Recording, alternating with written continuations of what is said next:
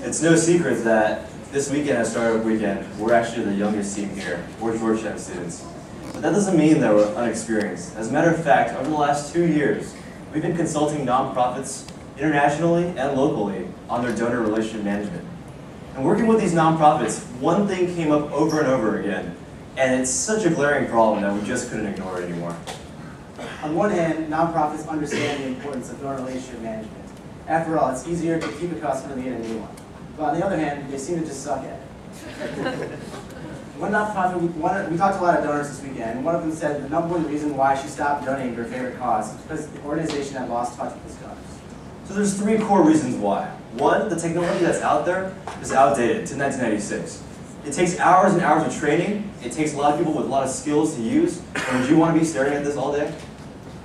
Second, there's a bunch of tools out there they feel like they have to use. There's one, I think it's like called Facebook or something, I'm not really sure. But they don't know how to use it and find value in it. And third, it's no secret that nonprofits are the most resource-strapped organizations out there. They don't have the time or the staff to launch a huge marketing campaign and go out and execute it. And so what we wanted to do was take all those findings and insights, strip everything down, and start with a clean slate. How can we come up with an intuitive solution to solve all these problems? And we picked 5 main philosophies. First, we wanted donors to be able to see the difference they were making. Second, we wanted to focus on relationships and not solicitation, because we all know how tiring it is to keep getting asked money over and over again. Third, we want to turn a financial transaction into a whole new giving experience. Fourth, we want to allow organizations to learn about the donors that matter the most and the information that matters the most about them. And we wondered, can we take all this and develop a solution that was so simple and easy to use that nonprofits were making better relationships with their donors and not even realizing it? The answer is yes. Encore is the platform that we're building. Encore is a donor-exclusive dashboard that focuses on 2 things. 1, allowing people to see their impact and experience it, and 2, allowing for higher engagement. We'll explain in a second how that works. So first, when you donate, you get a thank you letter, but you also get an exclusive login to a place that only is your own password-protected login. And you can visit your nonprofit's white label Encore database.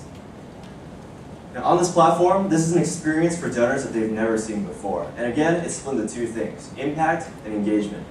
On the impact side, which is this middle part, the impact stream, it's about bringing these donors out into the field, basically, and using photos and videos, as well as other rich media, to show them what is being used with their money. On the other side is engagement. It's about bringing the donors who have given money now and are now basically given access into the executive director's office. Be able to have a voice through polls and through feedback, and also be able to help this nonprofit in ways other than giving money. And together, it's a cohesive experience. We want to add even more of a value proposition to the nonprofit, which we achieve through guided reminders, which help make sure that the content's fresh and the community is vibrant. Second, we want to make it as easy as possible for people to upload, with a catch-all email address that allows you just to send photos to an email and have it directly uploaded to the platform. And finally, and most importantly, we want to give nonprofits unprecedented information about their donors, which we achieve through using our strategies and things that we've learned, which focus on behavioral and actionable information, as opposed to demographics, which we found in our research to not be as important. So of course, we're not just here to do good, even though we're students. We also want to make money and be sustainable too. And so one of our traditional revenue models is to be able to have a monthly licensing fee with these organizations that we're working with and charge money also based on the amount of donors that they have.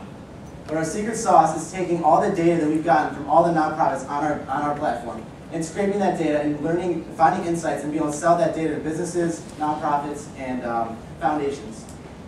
Now, a lot of our opportunity, we understand this is a very crowded market. And so we don't want to hit all the nonprofits at once. We want to hit the ones that would be able to use a platform like this the most, such as a theater or a church.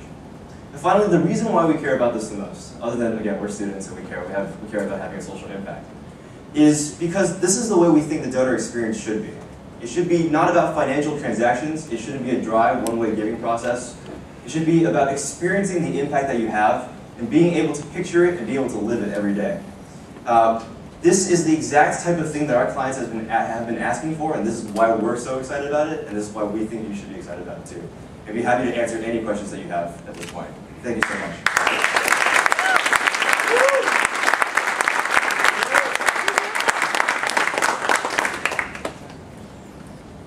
I thought that kicked ass. So I think that you hit the opportunity, the nail right on the head. It's coming from kind of working with a lot of foundations and nonprofits, organizations. Definitely a big need for this. One of the big questions, though, is how do you incentivize the donors or the grantees? How do you incentivize the social entrepreneurs to actually take the time to fill out profiles, to update their information? Are you talking about the nonprofits or the donors? The nonprofits that are using the system? Yes. Yeah, so we think there's a couple of different things. One, the nonprofits want to put time into where they see the most value. And so a lot of people say, oh, I don't have the time to do donor relations, but that's really saying, that's basically equal as saying, I don't see as much value in it.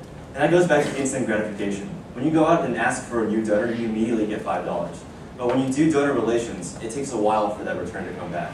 And so by building tools into our system where you get gratification other than money, such as seeing how much these things are being shared out to Facebook and Twitter, seeing how other donors are interacting back with you. We think when organizations are able to see that, they want to put more time and effort into this. Then in addition to that, we're also saving them time by making it easier to upload things and also be able to have those guided reminders that guide them along the way. Yeah, so basically we're hoping they see the competitive advantage of capturing the new and up-and-coming donors, our generation who want to be online, so that they can capture their lifetime value. So 30 years from now, when they have income, that they will be loyal to the organizations that they've been involved with, be able to interact with for years. So that's our goal. Yeah, I think just kind of a suggestion on an approach is if you look at the organizations who would be receiving donations, you look at their needs, right, and turn those into verticals that you could address.